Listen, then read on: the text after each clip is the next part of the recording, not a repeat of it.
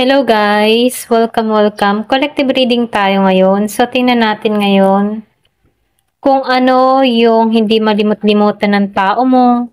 Ano yung kanyang pinagsisihan nung mawala ka sa buhay niya dito. Be open-minded po. Hindi po halos lahat makaresonate. Thank you nga po pala sa mga nagsusubscribe, sa mga bumabalik. Maraming pong salamat. Start na tayo. Give me the message. Ano yung pinagsisihan ng tao mo nung mawala ka sa buhay niya dito?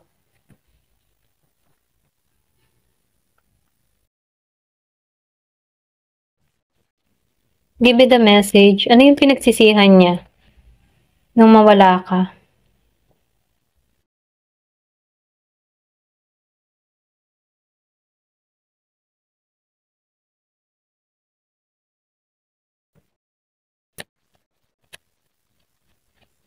Meron akong nakitang Aries, merong Leo, Sagittarius, malakas yung Leo, meron din akong nakikitang Virgo.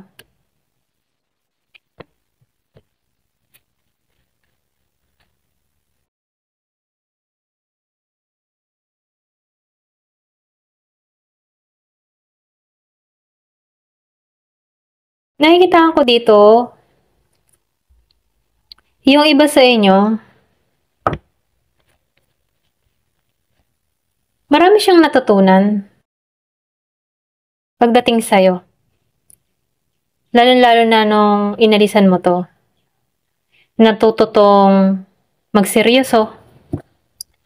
Natuto siyang magseryoso sa buhay. Hindi halos lahat ha. Ito rin nakikita ko. Malakas yung Aries.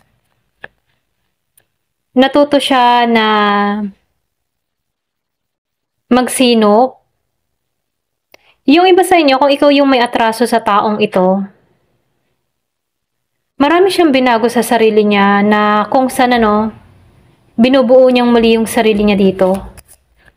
Nakikita ko dito yung iba sa inyo, kung ikaw yung may atraso sa taong ito, nakikita ko dito na binabalik niya muli yung authority niya. Binabalik niya muli yung tapang niya. So, nakikita ko din dito na yung iba sa inyo, wala siyang pinagsisihan. Pinagpapasalamat niya na nakilala ka niya dahil natuto siya dito. Natuto siya ditong bumangon. Natuto siya ditong tumatag. Natuto siyang tumapang dahil sa'yo. So, nakikita ko dito, malaki yung naging ambag mo sa tao na to kung bakit malaki yung pinagbabago niya dito. Okay? Especially kay Leo and Aries.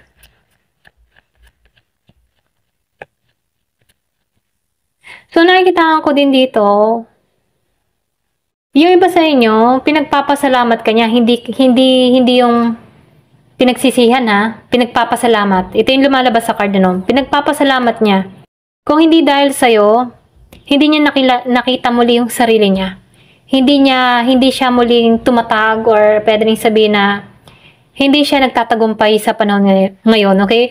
So, nakikita ko dito, meron kang tao dito na nagtatagumpay nung inalisan ka dito kasi maraming pagbabago na nangyari sa kanya dito. Yung iba, ito rin nakikita ko especially kay Leo and Aries na kung saan itong taong ito nagsisinop siya.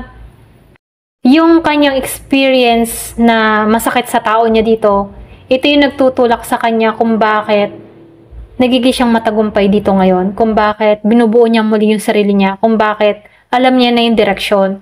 Siya yung tipo ng tao na kapag nakaramdam siya ng pagbagsak, bumabangon siya dito. Lalo-lalo na kung ikaw ay may kasalanan sa kanya dito, nakikita ko dito na bumabangon tong tao neto. Yung iba naman sa inyo, kung meron kang kadiling na Virgo, medyo nagsisisi to, okay? Nakikitaan ko dito na narito siya sa yung ba tipong nasa dark, okay? I mean sa dark naliligaw ng landas. Medyo nawawala siya ng direksyon. Nagre-rebelde. So, nakikitaan ko dito, nagiging sarado pa rin ang isip ng tao na to. So, nakikitaan ko dito, mas nananatili tong yung dati niyang gawain, mahilig tong mag-party-party, or pwede rin sabihin mahilig to sa gimmick, or pwede rin sabihin siya yung tipo ng tao na nagre-rebelde. Nawawala siya ng direksyon dito. Hindi niya makita yung kaliwanagan. Kaya itong tao na to, imbis na ayusin yung sarili niya, mas namumuhay siya sa party-party, nagpapakasarap siya dito, ganon. So, ito lang yung nakikita ko. So, hindi halos lahat makaka-resonate dito. So, piliin nyo kung ito yung energy mo or energy ng tao mo, okay? So, nakikitaan ko dito, kung ikaw yung may pagkakasala sa taong ito, nakikitaan ko dito na meron tong pagbabagong ginagawa sa kanya sarili, and then yung iba naman sa inyo, nagsisi, okay? So, nakikitaan ko dito, yung iba sa inyo, hanggang ngayon, wala tong lakas na kaharapin ka. Ito lang nakikita ko dito. Nakikitaan ko dito na naduduwag siya, lalo-lalo na pag face-to-face kayong dalawa. Wala siyang lakas na harapin ka or patunguhan ka.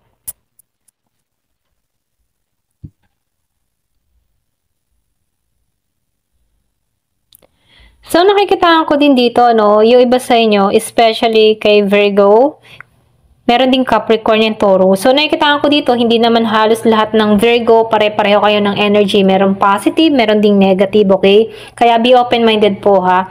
So, nakikitaan ko dito, meron dito na tao na nagsi-self-care, nagsi-self-love. Yung bang tipo na binubuo niyang muli yung sarili niya, minamahal niya muli yung sarili niya. Andun siya sa pagpo-focus para sa kanyang sarili. So, nakikitaan ko dito na bibili ng tao nito yung mga pangangailangan niya, nino-nurturing niya yung kanyang sarili, okay? So, ito na yung nakikita ko sa iba. Yung iba sa inyo, nakikitaan ko dito na meron kang tao din dito, no? Especially kay Capricorn, kung meron kang kadiling na Capricorn. Medyo nasi-short siya dito. Ito rin nakikita ko. So, nakikita ko dito, pinagsisisihan niya rin tong mga ginawa niya sa'yo dahil dito, no, nawawalan siya ng balanse or pwede rin sabihin, hindi siya stable dito. Kung siya yung tipo ng tao na umaasa sa'yo or pwede rin sabihin na ikaw yung nagbibigay ng tulong dito sa tao na to, ngayon siya dito down, okay? So, nakikita ko dito na nahihirapan sa sitwasyon pagdating sa kanyang kaperahan or financial. Kung meron kang tao dito na mahilig magbisyo, so nakikitaan ko dito na nakakamit niya dito yung kanyang karma, okay? Kasi dito, kung ikaw ay napaglinlang dito or ginamit ka ng tao nito or kung pinirahan ka ng tao nito, ngayon niya nararanasan yung hirap sa sitwasyon dahil sa mga kagagawa niya sa'yo, okay? So nakikitaan ko dito merong katarungan na dumating sa'yo or pwede rin sabihin dumating yung justice, ano. Nakitaan ko dito na nagkaroon ka ng talino, nagkaroon ka ng mabuting pagpapasya dito. So, nakikitaan ko dito na mahabang panahon or pwede rin sabihin tumakbo yung oras patungo sa'yo kung paano ka nagbago. Okay?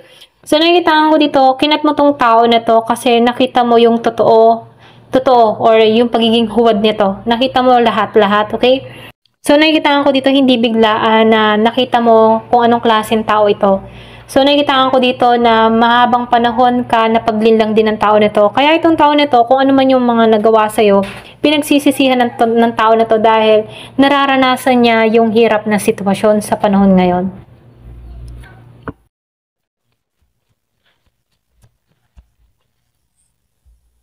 So, meron ako nakikita dito na yung iba sa inyo, meron kang tao na nasa ibang bansa or pwede rin ikaw yung nasa ibang bansa dito.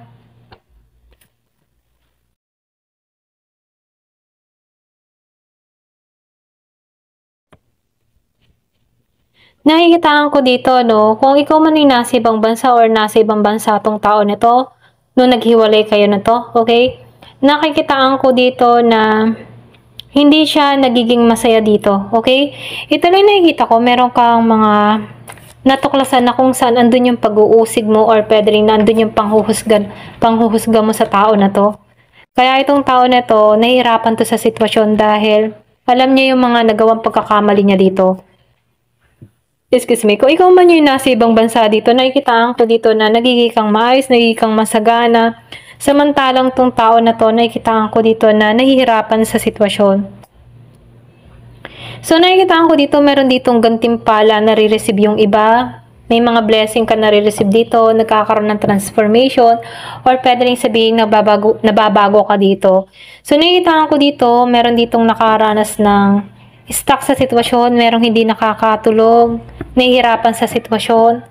So, nakikitaan ko dito na merong nasaktan, okay? Kumbaga, andito siya sa process na nasasaktan or pwede rin ito yung nararanasan ng tao mo ngayon. Nasasaktan siya dito. Kasi hindi siya mapanatag dito. Ito lang nakikita ko. Samantalang ikaw dito, malinaw na para sa yung lahat or pwede rin sabihin ko ikaw nga yung nasa ibang bansa, okay? Meron ako nakikita nasa ibang bansa. Ginagamit mo yung intuition mo, ginagamit mo yung kutob mo. So, nakikita ko dito yung linaw, nagiging masagana. Meron dito nagiging masagana ang sitwasyon. Ayan, ito rin nakikita ko dito. Merong transformation na nangyari sa tao na to. Ayan, yung iba naman sa inyo, nakikitaan ko dito na meron kang tao hanggang ngayon nahihirapan sa sitwasyon. Kung malaki yung atraso ng tao na to sa'yo, nahihirapan siya ngayon sa sitwasyon. Hindi niya alam ang gagawin. Meron ako nakikitang malakas ang Gemini. Nahihirapan siya dito, umiiyak, lumuluha, or pwedeng sabihin hindi siya makatulog, nasasaktan. Or kung ikaw man ay minasaktan tao dito, hanggang ngayon, nasasaktan pa rin to. Kung ikaw man yung may atraso, no, andun pa rin na nasasaktan pa rin siya dito. So, nakikitaan ko dito, meron dito nagsisisi, okay? Kasi hindi niya napangalagaan yung connection. Ayan, ito na yung nakikita ko. So, merong nagsisisi, meron din dito na ipinagpapasalamat niya. Imbis na magalit sa kanyang person, pinagpapasalamat niya kasi natuwid siya, ganun. So, merong ganun dito. Hindi siya gumaganti sa taong nakapanakit sa kanya, bagkus pinagpapasalamat niya yun kasi tumatatag siya lalo at mas lalong dumadami yung blessing niya pamula nung inalisan niya yung tao niya dito. Okay? Ito lang nakikita ko dito. Give me the message. Yun na pa yung mensahe.